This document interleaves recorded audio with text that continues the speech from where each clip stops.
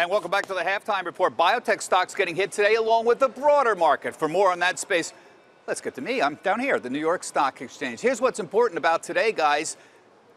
Biotech is getting slammed, but despite the drop, the XBI is up over 25% this year and on track for its best quarter on record. There's two ways to play the biotech space. The XBI is an equal-weighted ETF. Its top 10 holdings actually make up just a little under 20% of that index. On the other hand, there's the Nadig Biotech ETF. That's the IBB, which is market cap weighted, and its top 10 holdings make up over half of the index.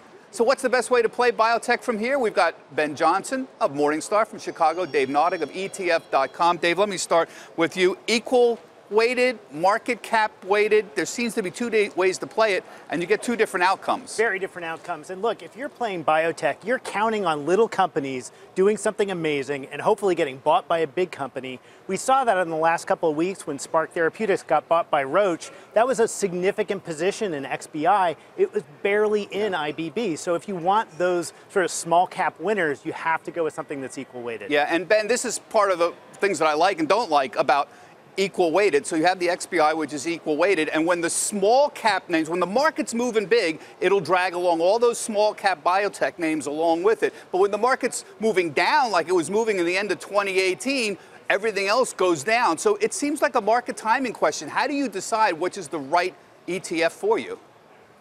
Well, the right ETF might not be any of the above, Bob. Unless your name's Marty McFly, you're probably not all that well suited to be playing the biotech space.